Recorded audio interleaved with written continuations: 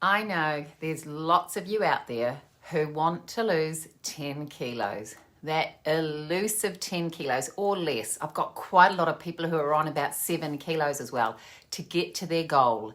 That last chunk of weight, the barrier between you feeling good and feeling awesome. There's a lot of people in that boat, and that's why I'm going to share this story today, because I know there's also a lot of you who are in the 70s wanting to get into the 60s.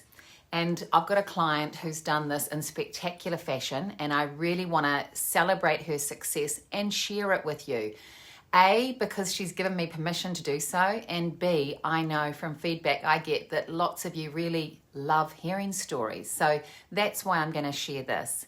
And I share it in the vein of, I guess, interest, because I know I'm really interested in other people's stories, and also with the intention of telling you the truth behind what a weight loss journey, a successful weight loss journey, what are the actual components that have led to this person getting success. Now, as a business owner and someone who's promoting my business, it would be easy for me to sit here and say, well, people, clearly it's me. I'm the magic formula. You better sign up with me and you'll be losing 10 kilos too.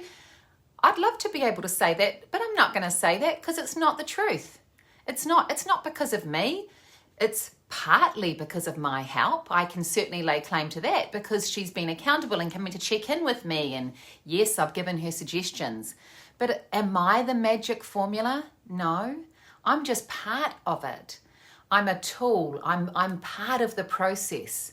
So I'm not going to say that I'm responsible for this result. Heck no. The person who's responsible for this result is Ali. And she deserves it. And she deserves to be celebrated and her story to be shared, because I do see a lot of people, and I've got lots of people who are getting great results. And these, I want to be the cheerleader and share these results with people like you who I know are interested in weight loss, because I know you love hearing stories too. And people who are doing the work and getting the results, they deserve to be applauded and celebrated, because we all know it's not easy. Shit, it's not easy. And I know people aren't exactly going to get on their own Facebook page and blow their little horn of how successful they've been. So I'm going to blow the horn. Let's blow.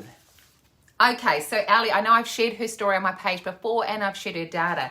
And she did another little in-body composition scan, which is the really high-tech scans that you can get to check body composition. And we just did a little summary today. So she joined with me in March, and she was sitting on that 72 kilo level, and she'd been there for quite a while.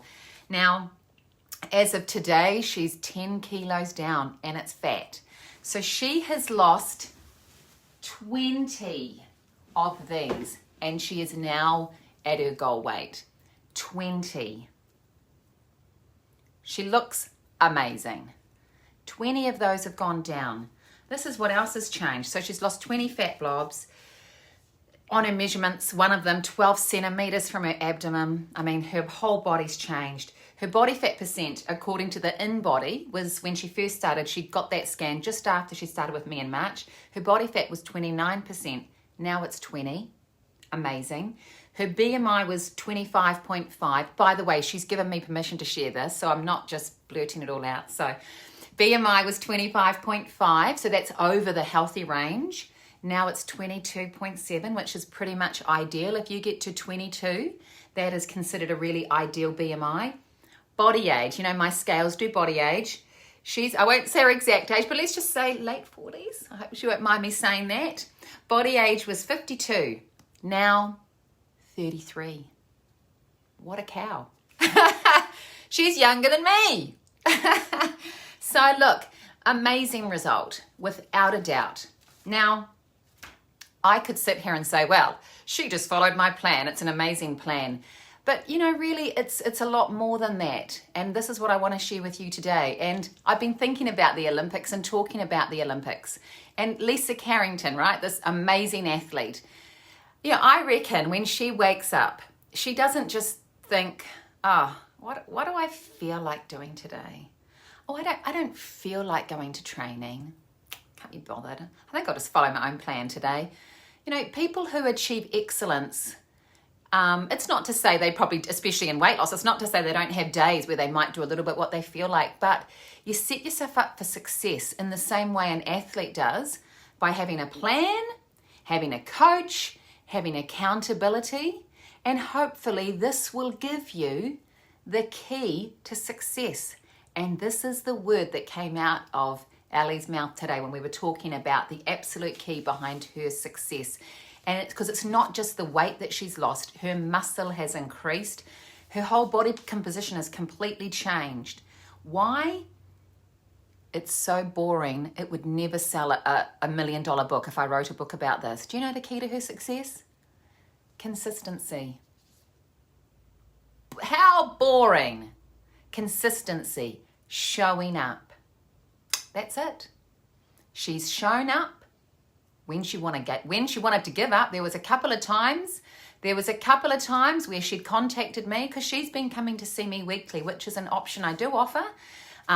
Standard memberships is actually fortnightly, but if someone's really, really highly motivated and they're going to put the work in, I put the work in too. So she's been coming weekly, normally at 7 in the morning. Who wants to get out of bed at 7 in the morning?